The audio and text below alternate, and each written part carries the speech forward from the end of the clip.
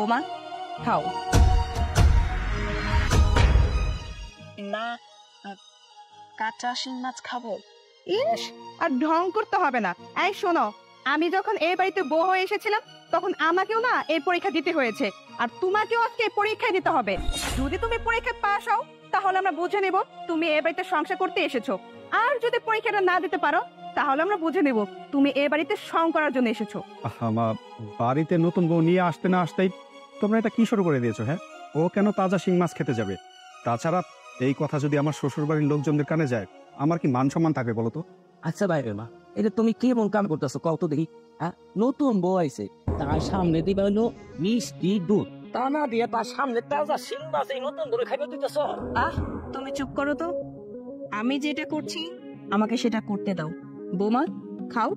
ঠিক আছে মা, আমি খাচ্ছি। দাঁড়াও বৌমা,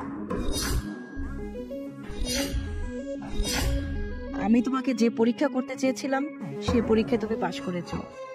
এই যে এই তাজা শিং মাছ তোমাকে খেতে দিয়েছি না, তুমি হয়তো মনে মনে ভাবছো আমি বিয়ে হয়ে এই বাড়িতে আসতে না আসতেই আমার শাশুড়ি আমার সাথে এটা কি করছে, ঠিক না? ঠিক একই রকম পরীক্ষা আমারও এই বাড়িতে দিয়ে আসতে হয়েছিল। এই যে তোমার শ্বশুর, সে হয়তো বা এতটা জানে না, বা জানলেও সে হয়তো ভুলে গেছে, অনেক বছর আগের কথা তো। আমার শাশুড়ি আমাকে পরীক্ষা করেছিল, এর থেকেও আরো কঠিন। কেন পরীক্ষা করেছিল জানো? কারণ তোমার শ্বশুরটা একটু বোকাশোকা ছিল, আর এত সম্পত্তি আমার আর কোনো দেওর বা ভাসুর কেউই ছিল না। আমার শ্বশুরটাও মারা গিয়েছিল।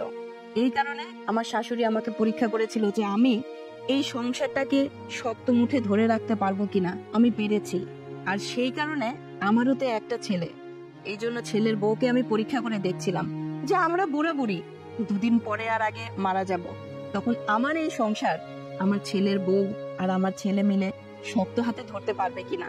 তাই আমি তোমাকে পরীক্ষা করে দেখলাম যে তুমি শক্ত হাতে ধরে রাখতে পারবে কিনা। আরেকটা কথা, তুমি হয়তো ভাবছো এই শিং মাছ কেন আমাকে খেতে দিল আমার শাশুড়ি। শোনো মা, এই শিং মাছের কাঁটা যদি তুমি তোমার শরীরে লাগিয়ে সহ্য করে থাকতে পারো, তাহলে আমাদের এই যে আশেপাশে সমাজের যত মানুষ আছে সব মানুষই তো একরকম না। এক একজনের ভাষা, এক একজনের ব্যবহার এক এক রকম।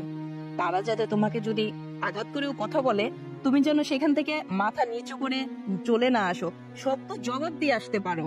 এই কারণেই আমি তোমাকে পরীক্ষা করলাম। তবে হ্যাঁ, তুমি আমার পরীক্ষায় কিন্তু পাশ করেছো, আমি তোমার উপরে অনেক খুশি হয়েছি। আর এই খুশি হয়ে এই যে আমার শাশুড়ি আমার হাতে যে বালা পরিয়ে দিয়েছিল সেটা আজকে আমি তোমার হাতে পরিয়ে দিব। মা নাও।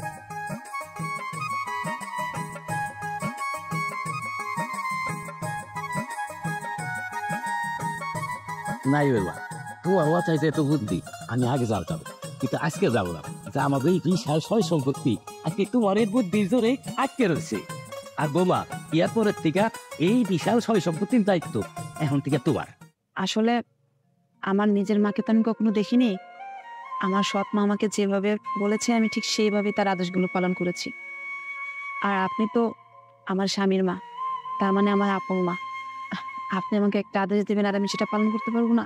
শুধু একটা শিং মাছের কাটা কেন মা, আপনি যদি আমাকে বিষও খেতে বলতেন আমি তাও খেয়ে নিতাম। এই বাড়ির বউ হয়ে এসে আমি অনেক খুশি। আবার লক্ষ্মী বৌমা। বড় বৌমা, হ্যাঁ দাঁড়িয়ে আছো কেন? এটা নিয়ে যাও, আর যে মিষ্টির প্লেট আর দুধের গ্লাস ওগুলো নিয়ে আসো। আচ্ছা মা, ঠিক আছে।